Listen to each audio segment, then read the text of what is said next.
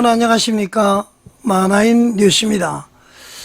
한동안 목사님들에게 축복권이 있다, 저주권이 있다, 좀 논쟁이 있었죠. 그래서 오늘 이 시간에는 축복권과 저주권, 축복과 저주 한번 말씀을 드리겠습니다.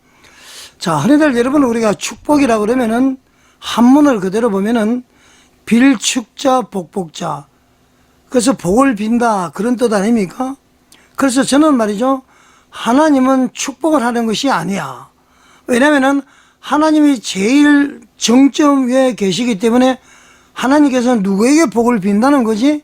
그래서 하나님은 그냥 복을 내리시는 분이야. 그렇게 이제 생각을 했는데요. 확실하게 이번에 그 논쟁을 보고 제가 좀 공부를 해봤습니다. 또 성경도 이 분야를 많이 읽어보고 말이죠. 그래서 이 축복의 용어가 두 가지로 이해를 해야 되는데요. 하나님이 축복하신다, 이 말은 하나님께서 복을 내리신다, 하나님께서 축복하신다에서의 축복은 하나님께서 복을 내리신다, 이렇게 이제 우리가 이해를 해야 됩니다. 사전에도 그렇게 되어 있습니다. 그래서 하나님께서 축복하시기를 원하노라, 얼마든지 많이 사용하시기 바랍니다. 자, 그리고 말이죠, 그 다음에 축복이라는 것은 인간에게서 축복은 말이죠, 복을 빈다 그런 뜻이죠. 그래서 하나님의 축복은 하나님께서 복을 내리신다. 인간이 인간에게 축복한다는 것은 인간이 그 사람에게 복이 가도록 복을 빈다, 그렇게 이제 해석을 하면 될 것 같습니다. 자, 우선 말이죠, 구약에서의 축복과 저주에 대해서 우선 한번 보겠습니다. 신약에서도 마찬가지겠지만 좀 구분하는 것이 이해가 빠를 것 같습니다. 여러분 아시겠지만은 광화문에 조나단 목사와 전전환 목사께서 축복권이 있다, 저주권이 있다, 없다 엄청 논쟁이 심하지 않았습니까? 그래서 이제 제가 오늘 명쾌하게 말씀을 드리겠습니다. 자, 하나님께서 축복하신다, 이 말은 신명기 28장 2절 말씀에 이렇게 나오죠. 구약에서의 축복은요, 내가 내 하나님 여호와의 말씀을 순종하면 이 모든 복이 내게 임하고 내게 이르리니, 이렇게 되어 있습니다. 그러니까 하나님의 말씀에 순종하면은 하나님께서 복을 주신다, 하나님께서 축복하신다, 그런 의미입니다. 그리고 말이죠, 인간이 다른 인간에게 축복한다, 이 말에서의 축복은 아까 얘기했듯이 하나님께 복을 구하고 하나님께서 복 주시기를 선언하는 것을 의미한다, 이렇게 이제 해석할 수가 있습니다. 자, 그렇기 때문에 결론 딱 나오죠, 여러분. 축복권은 누구에게 있다? 오직 하나님께만 있다. 이것을 우리가 알아야 됩니다. 축복권은, 복을 내리는 권한은, 권세는 오직 하나님께만 있다. 목사님이 축복권을 가지고 있다, 인간이 축복권을, 권세를 가지고 있다, 틀렸습니다. 자, 인간은 말이죠, 오로지 하나님의 축복을 선언을 하거나 그 전달하는 도구에 불과한 것이죠. 이 말은 하나님의 뜻을 받들어서 선포하는 것이다, 복을 선포하는 것이다, 그런 것입니다. 자, 축복권 사람에게 없습니다. 하나님께 있습니다. 자, 저주. 자, 여러분, 저주권도 사전에는 안 나와 있어요. 저주는 뭐냐면은 남이 말이죠, 재앙이나 불행이 내려지도록 비는 것. 다시 한번 말씀드릴까요? 남에게 재앙이나 불행이 일어나도록 비는 것이 저주예요. 자, 그러면은 이 저주권, 저주할 수 있는 권세, 권위는 누구에게 있을까요? 인간에게 있을까요? 없습니다. 구약에서. 특히 구약에서는 저주권도 축복권과 마찬가지로 오직 하나님에게만 있는 것이죠. 하나님의 저주는 말이죠, 하나님께서 주권적으로 주인된 권한으로 내리시는 심판인 것입니다. 인간이 어떻게 심판할 수 있습니까? 인간은 말이죠, 저주를 실행할 권한이 없습니다.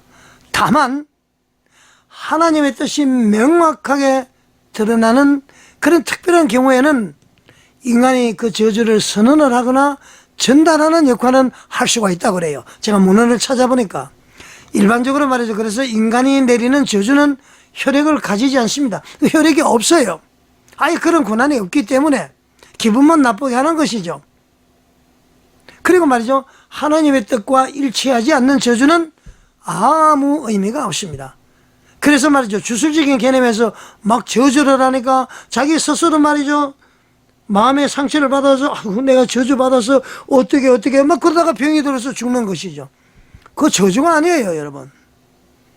저주권은 하나님께 있다. 축복권도 하나님께 있다. 성경적인 근거를 한번 볼까요? 민수기 23장 8절.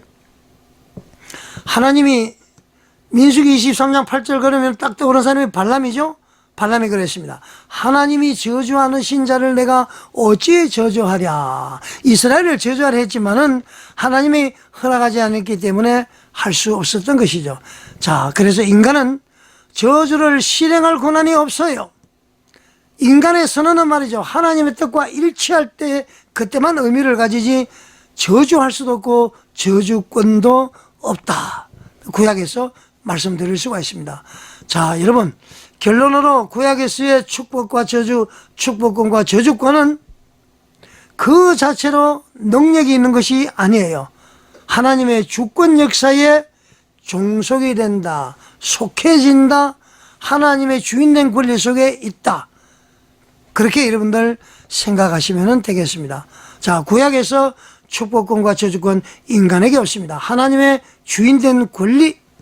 자, 신약에서의 축복과 축복권, 저주권 한번 보겠습니다. 자, 신약에서의 축복은 말이죠, 우리가 단순한 물질, 부자 되게 해주세요, 자손 번성하게 해주세요, 외적으로 형통하고 말이죠, 건강하게 되고 말이죠. 신약에서 축복은 그것이 축복이 아니에요.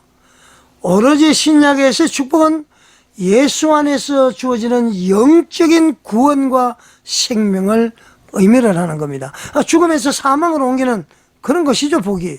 에베소서 1장 3절에 보게 되면 찬송하리로다 하나님 곧 우리 주 그리스도의 아버지께서 그리스도 안에서 하늘에 속한 모든 신령한 복을 우리에게 주시되, 그렇게 되어 있습니다. 이 말씀처럼 말이죠, 축복의 중심은 누구라고요?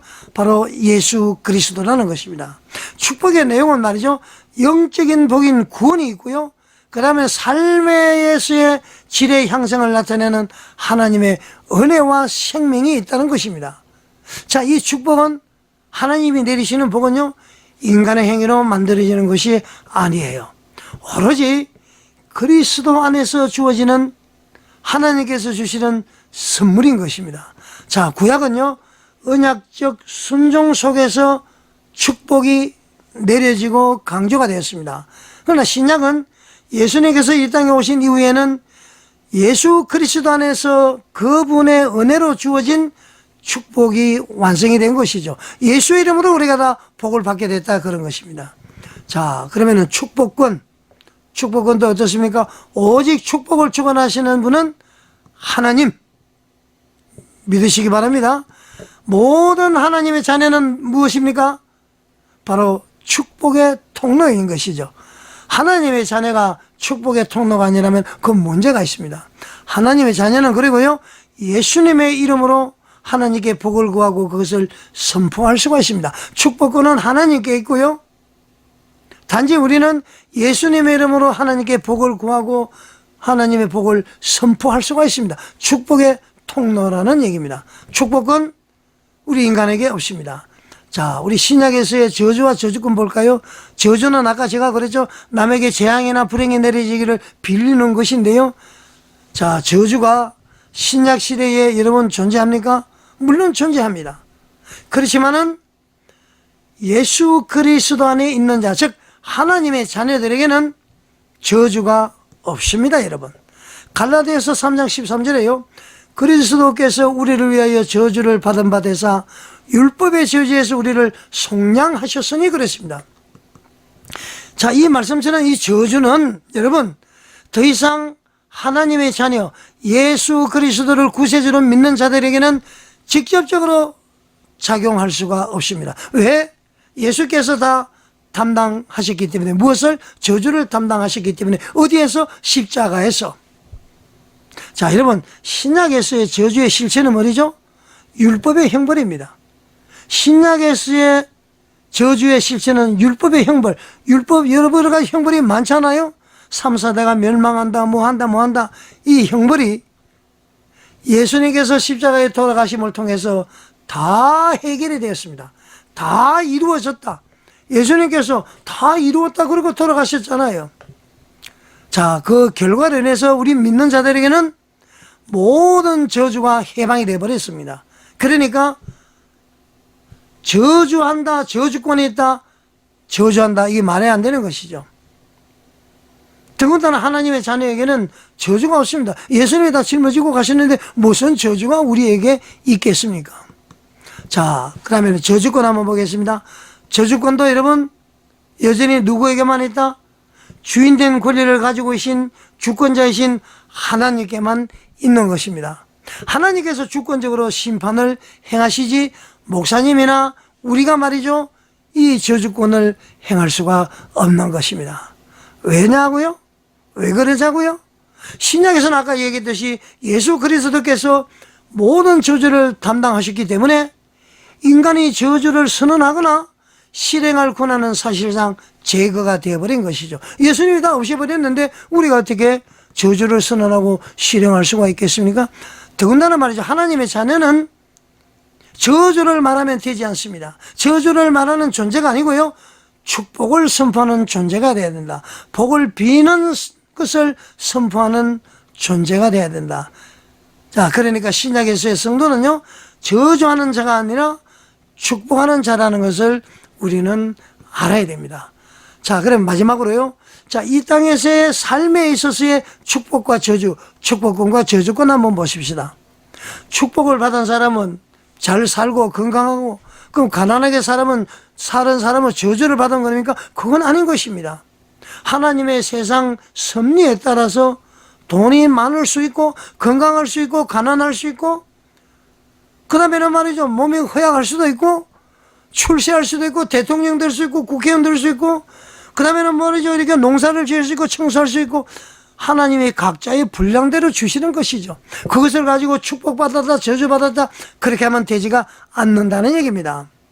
자, 이 땅에서의 삶 속에서도요, 축복권과 저주권은 누구에게 있다? 하나님께 있습니다. 목사님에게 절대로 있을 수가 없습니다. 하나님의 고유된 권리예요, 권한이에요. 그것을 우리가 인간이 어떻게 가져올 수 있습니까?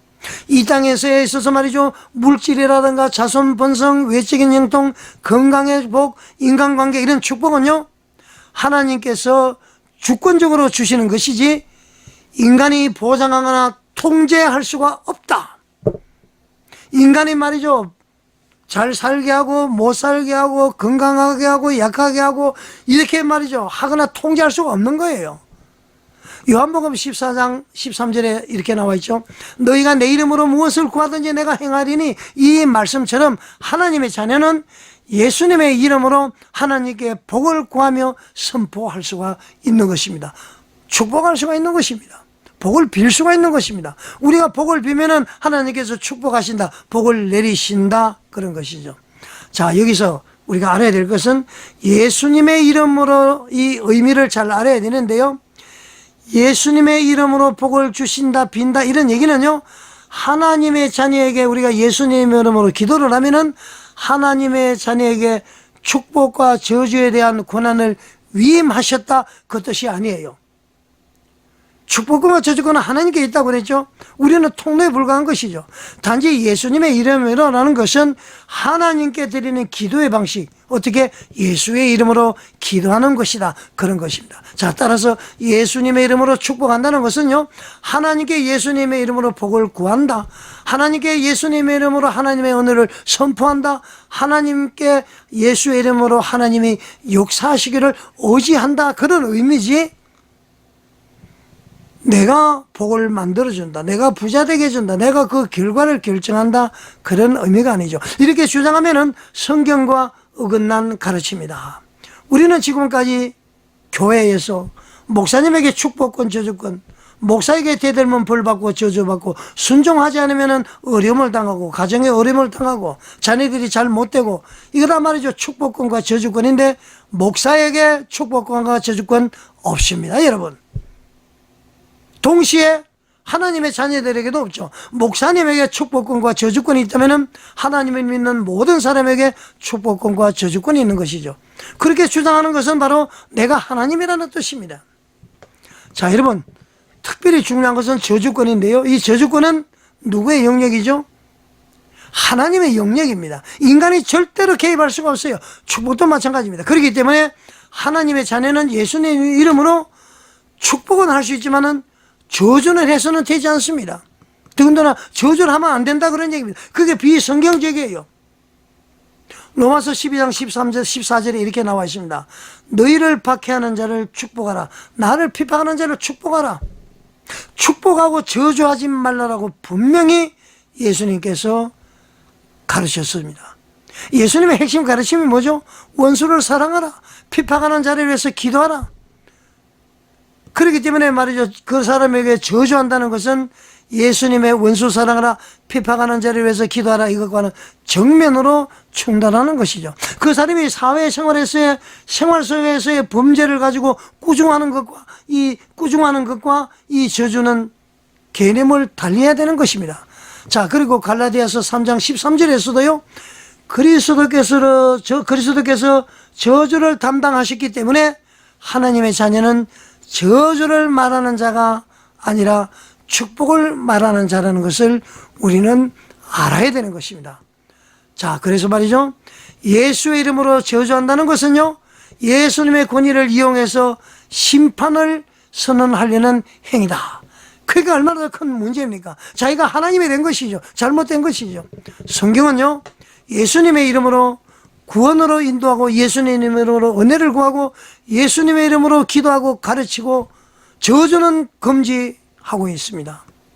그렇기 때문에 믿는 자가 말이죠, 저주하기보다는 하나님께 맡기고요, 하나님의 공의를 구하고요, 회개를 위해서 기도하는 것이 하나님의 자녀로서의 올바른 태도라는 것을 알아야 됩니다. 자, 여러분, 성도는, 목사님은 축복을 결정하는 사람이 아니에요. 축복의 결정권자는, 저주의 결정권자는 오직 하나님.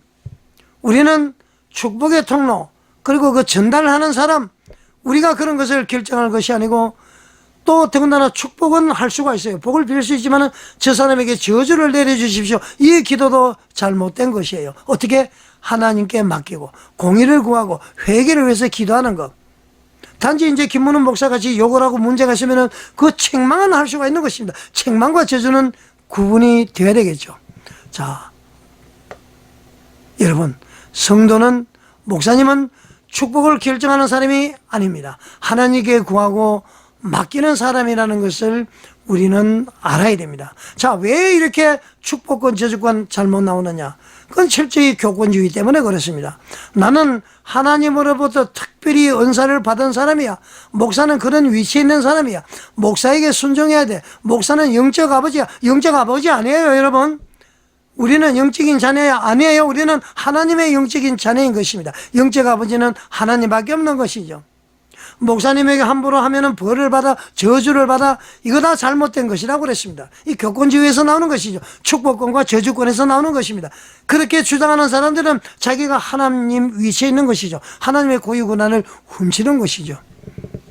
인간에게는, 피조물에게는 축복권과 저주권이 없다. 항상 축복을 말하는 저와 여러분이 되시기를 바라겠습니다. 저주는 말이죠, 하나님께 맡기셔야 된다. 자, 권면과는 다르다. 이렇게 여러분 이해를 하시면 되겠습니다. 자, 여러분 시청해 주셔서 감사드립니다.